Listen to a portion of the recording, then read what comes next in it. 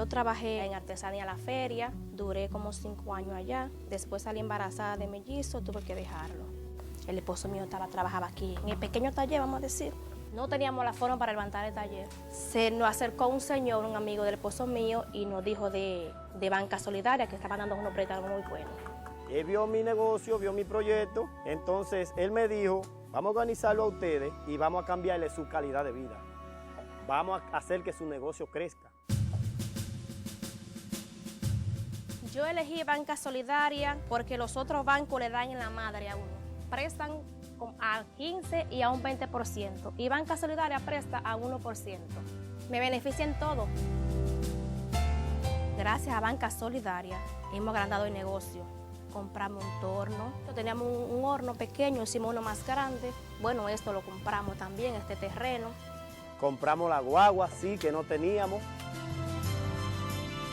Aquí se hace botella hasta del tamaño tuyo, se hacen piezas de pared, se hacen mariposas, tarro de mata, de todo.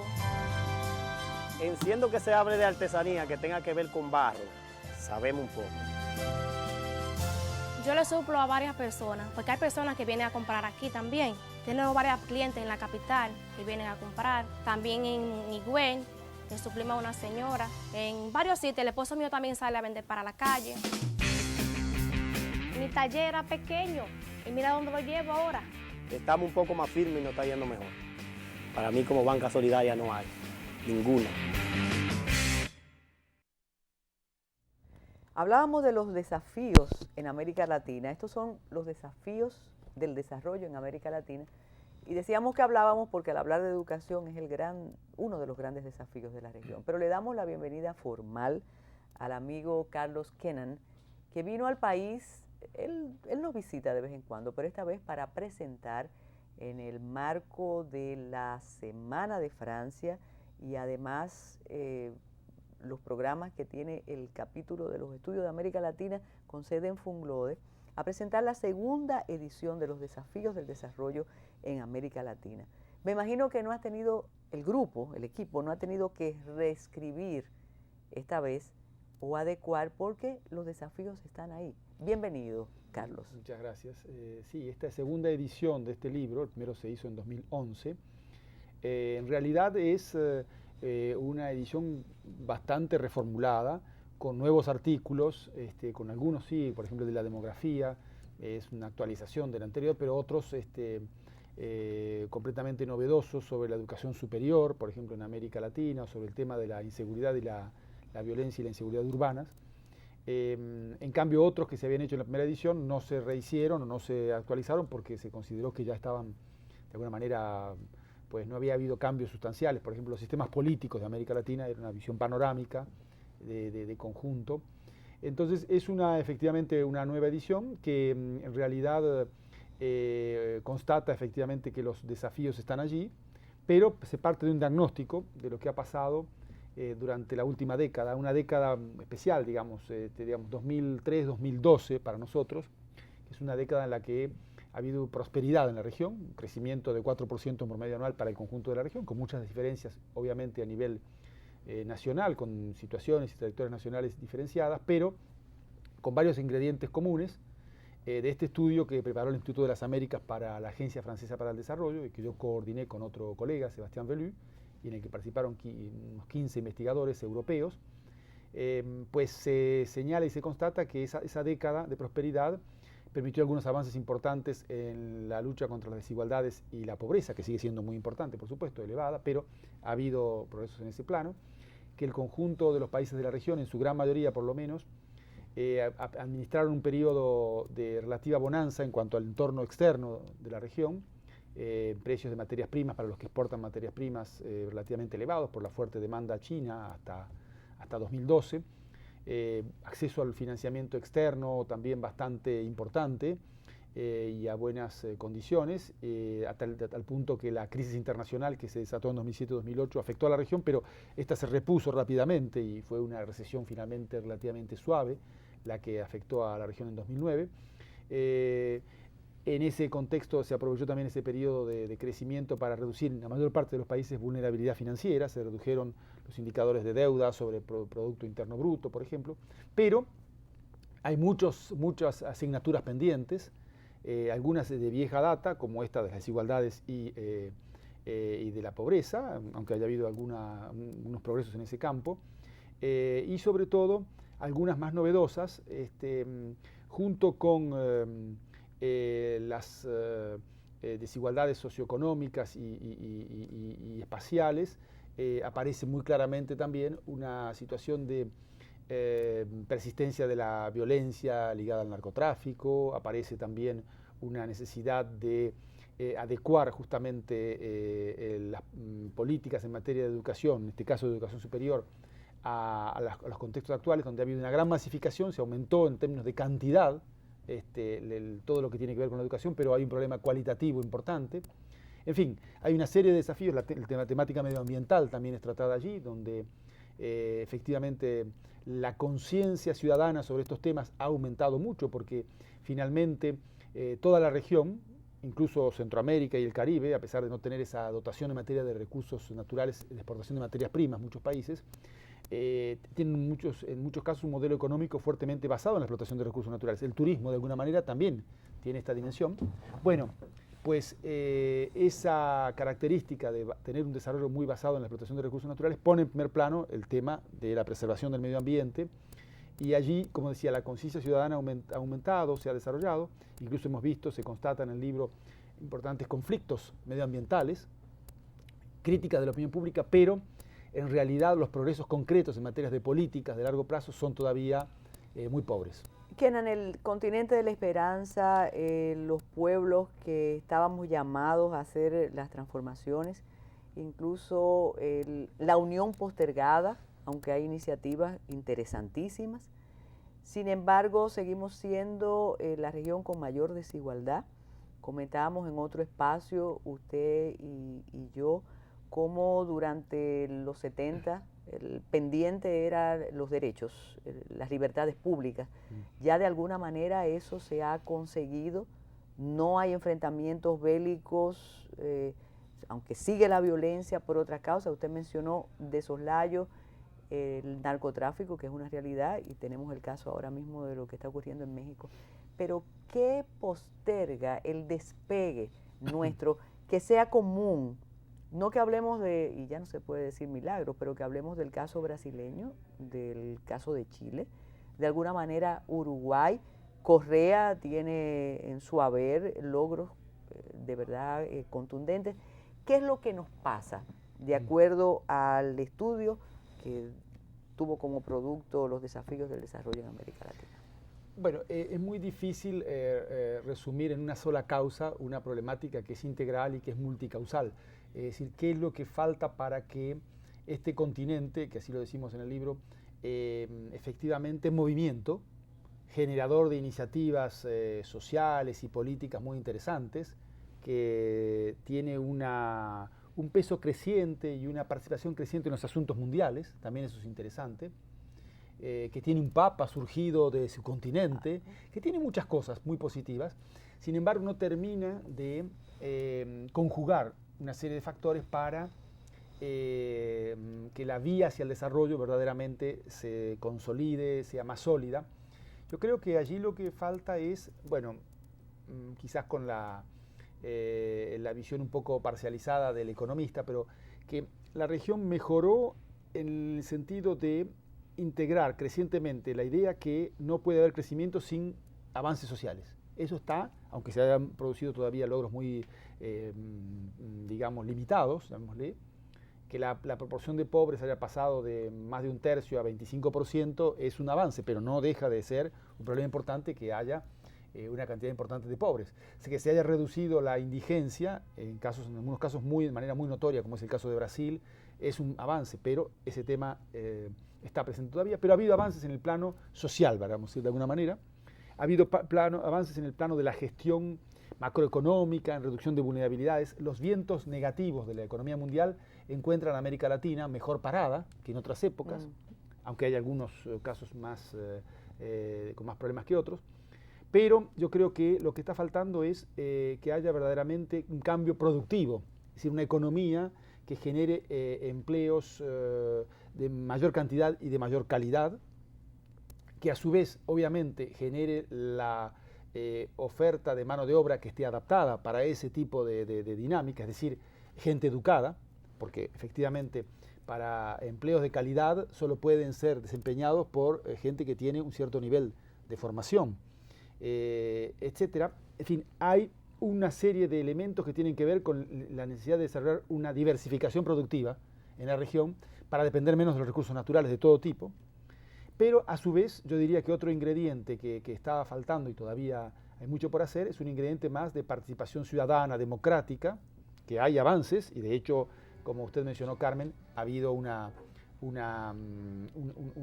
mejora sustancial respecto a la situación de los años 70 o 80, donde el tema era recuperar en muchos países la democracia, enfrentar a las violaciones de los derechos humanos. Eso ya ha cambiado y de lo que se trata es de reforzar la democracia, incluso frente a los problemas de violencia y demás que persisten bajo otras vías, frente a los problemas de mafias que están enquistadas en muchos estados y que evidentemente tienen que ver con esta situación del narcotráfico a nivel internacional. Pues tenemos que hacer una pausa y al economista hay que preguntarle, y coautor de los desafíos del desarrollo en América Latina, ¿por qué la paradoja de crecimiento sin desarrollo? Y creo que no solo en nuestro país ocurre y ha ocurrido de acuerdo a las mediciones internacionales. Regresamos en un instante.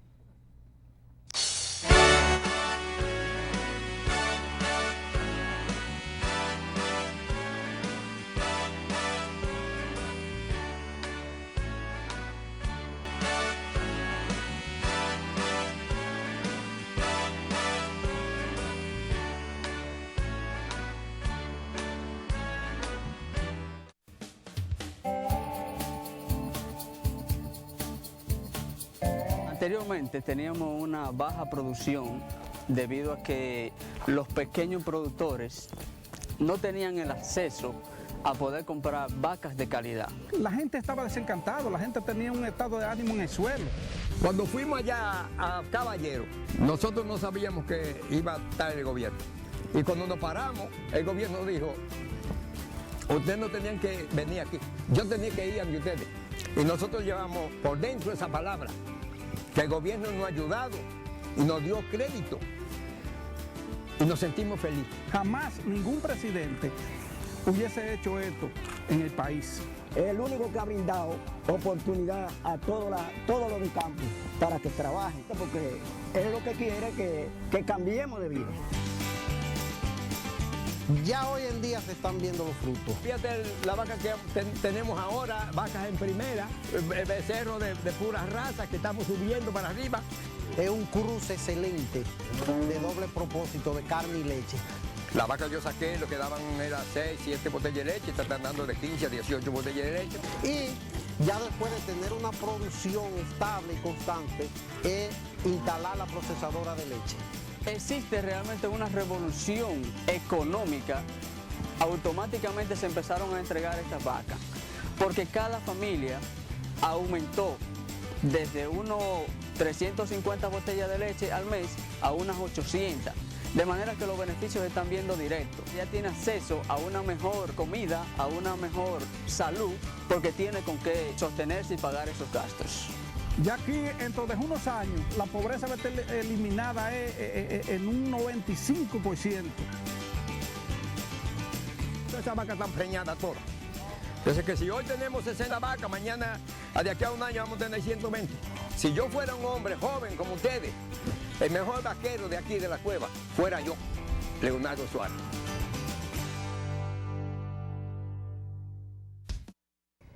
Los desafíos del desarrollo en América Latina se puede conseguir aquí. Creo que en la biblioteca de Funglode o en las librerías estará. Y se puede también, entrando a la página de la Agencia Francesa para el Desarrollo, AFD, la colección A Savoir, es una colección de estudios, porque se puede telecargar en www.afd.fr.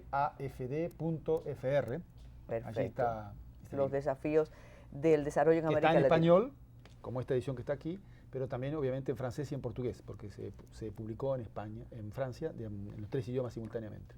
Mejor.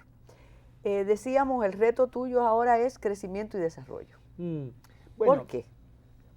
Porque no son las mismas cosas. El crecimiento es una expansión cuantitativa de la economía que siempre implica cambios cualitativos, un sector se desarrolla en detrimento de otro, etc.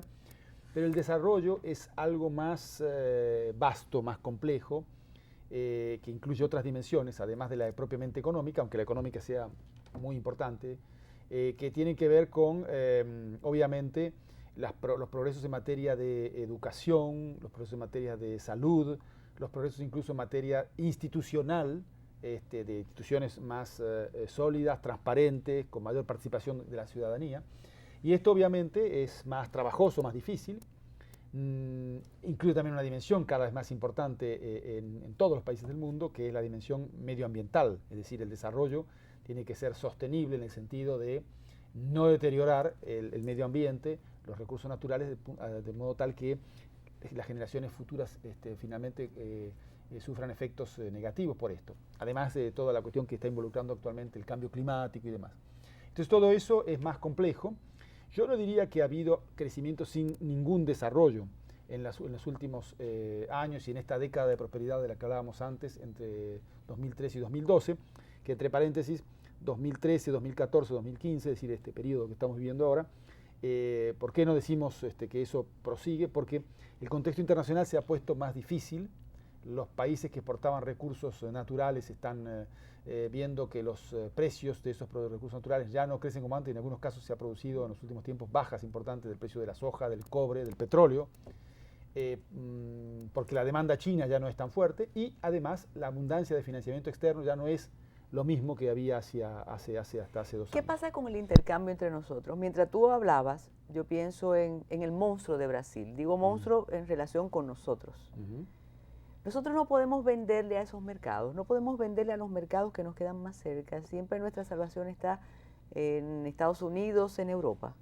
Bueno, sí, se puede. ¿O eso no está previsto? Sí, está previsto y hay una dimensión importante de integración regional que, si bien avanzado de modo desigual, allí está. Hay inversiones intra-latinoamericanas importantes, claro, de los países más grandes y relativamente más dinámicos, Brasil, por supuesto, México, Chile, Colombia un poco, algunas empresas de América Central o de América del Sur, de Argentina. Han surgido las llamadas multilatinas, las multinacionales de origen latinoamericano, pero el comercio intrarregional sigue siendo todavía relativamente débil. 20% del comercio total de la región se hace intra-latinoamericano. En algunos países, en algunos casos en América Central, es un nivel todavía mayor porque esos países pequeños han desarrollado una cierta integración o una cierta interacción entre ellos. Pero los países pequeños todavía le pueden vender muy pocas cosas efectivamente a los grandes, como Brasil o como México. Yo creo que ahí hay un espacio para desarrollar.